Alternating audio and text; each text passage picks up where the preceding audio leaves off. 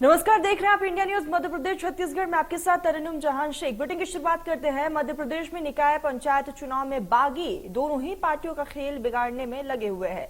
लाख कोशिशों के बावजूद भी पार्टी बागियों को मनाने में नाकाम रही है, जिसके बाद लगातार दोनों पार्टियां बागियों पर कार्रवाई भी कर रही है। तो भोपाल बीजेपी कांग्रेस ने की बागियों पर कार्रवाई। बीजेपी ने 250 तो वही कांग्रेस ने 34 को पार्टी से बाहर निकाल दिया है। बीजेपी ने मेयर पद के 3 बागियों पर भी कार्रवाई को अंजाम दिया। कटनी में बागी प्रीति संजीव और 6 साल के लिए निष्कासित कर दिया गया। तो लगातार एक्शन साफ तौर पर लिया जा रहा है बागियों के खिलाफ। पार्टी में बीजेपी ने मेयर पद के 3 बागियों पर कार्रवाई को अंजाम देते हुए 6 साल के लिए निष्कासित कर दिया है। कटनी में बागी प्रीति संजीव 6 साल के लिए निष्कासित हो चुकी है। तो लगातार पार्टी की तरफ से एक्शन लिया जा रहा है। बीजेपी ने 250, कांग्रेस ने 34 पार्टी बागियों को जो है पार्टी से बाहर का रास्ता दिखा दिया। तो भोपाल में बीजेपी कांग्रेस की बागियों पर लगातार कार्रवाई और अंतरकलह जो है वो साफ तौर पर देखने को मिल रहा है। बीजेपी ने 250 तो वही कांग्रेस ने 34 ऐसे बागी विधायक है जिन्हें बाहर का रास्ता दिखाया है। बीजेपी ने मेयर पद के 3 बागियों पर भी कार्रवाई को अंजाम दिया। कटनी में बागी प्रीति संजीव 6 साल के लिए निष्कासित हो चुकी है। लगातार पार्टी एक्शन मोड में है, ताबड़तोड़ कार्रवाई की जा रही है। जिस तरीके से निष्कासन की कार्रवाई को अंजाम दिया जा रहा है दोनों ही पार्टियों में, और ऐसे में बागी जो है वो पार्टियों के खेल को बिगाड़ सकते हैं। तो बीजेपी ने 250, कांग्रेस ने 34 पार्टी को यहाँ पर बागियों को जो है पार्टी से बाहर का रास्ता दिखाया और 6 साल के लिए निष्कासित कर दिया गया है।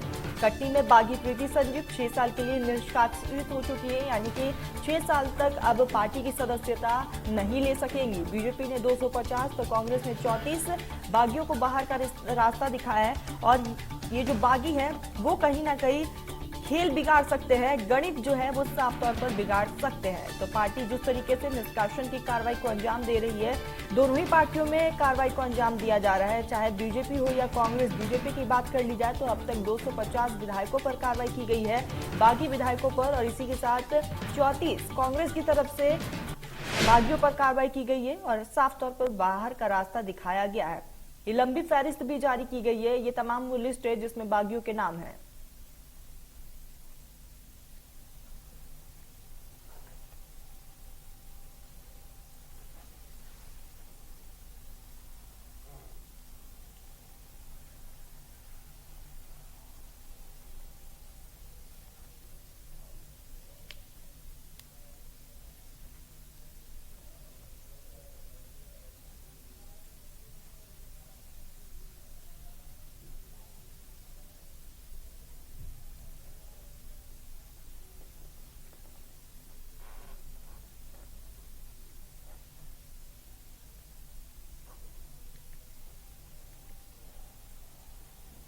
चलिए तो सीधा इंदौर का रुख कर लेते हैं। हमारे साथ हमारे सहयोगी एहतियाब जुड़ चुके हैं। एहतियाब, जिस तरीके से निष्कासन की कार्रवाई को अंजाम दिया जा रहा है दोनों ही पार्टियों में, कहीं ना कहीं ये बागी जो है वो खेल बिगाड़ सकते हैं आगे।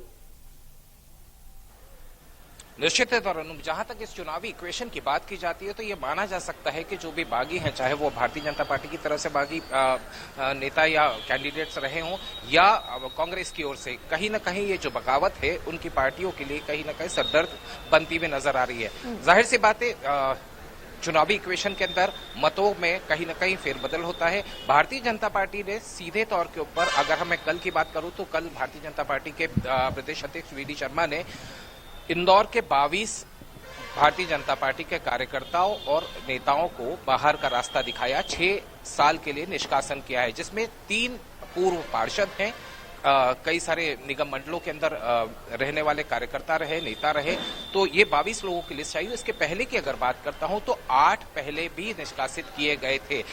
मुद्दा वही था, नाराजगी पार्टी से दिखा रहे थे, अनुशासनहीनता दिखाई थी। कई सारे ऐसे कैंडिडेट्स थे जिन्होंने कि भारतीय जनता पार्टी के कैंडिडेट के सामने ही पर्चा भर दिया था, स्वतंत्र रूप से या निर्दलीय उम्मीदवार के रूप से।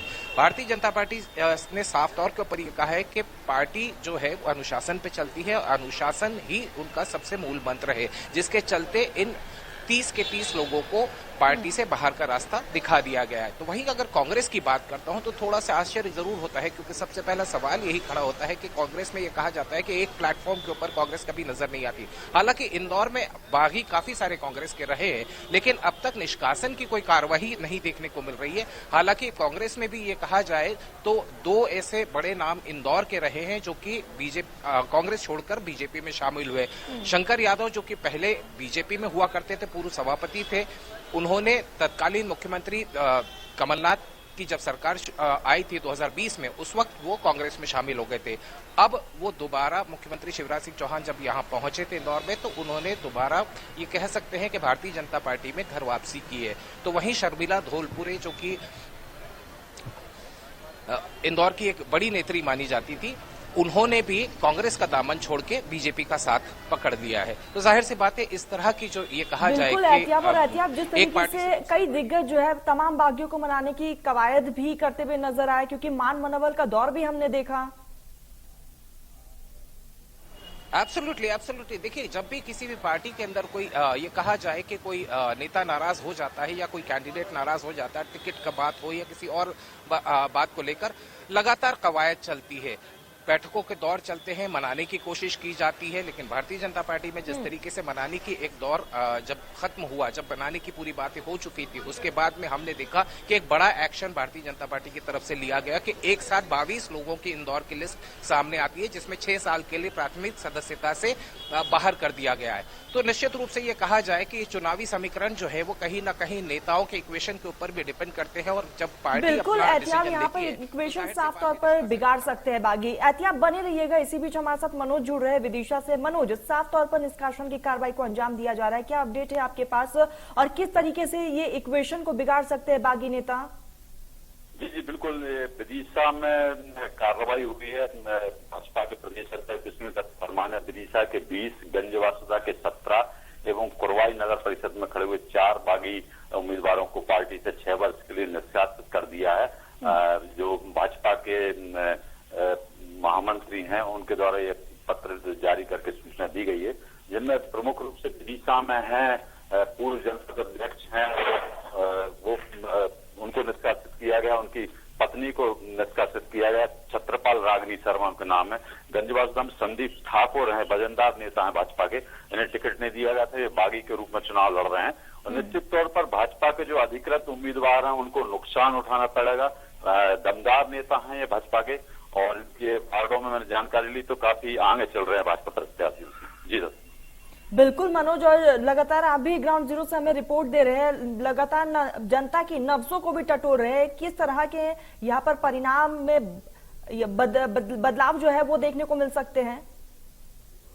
ये बागी हैं, 20 बागी हैं विदिशा में, 17 गंजवासुदा में हैं। नगर पालिकाएं हैं, बड़ी नगर पालिकाएं, जिनमें परिणाम प्रभावित करने की क्षमता रखते हैं। ये इनमें से कई बागी उम्मीदवार जिनको मनाने की कोशिश की गई, बड़े नेताओं ने काफी मनाया, लेकिन ये लोग नहीं माने। पार्टी से दमदार प्रत्याशी थे जैसे विभिन्न वार्डों में, लेकिन इन्हें टिकट नहीं मिला, तो आखिरकार इनके निष्कासन की कार्रवाई हुई।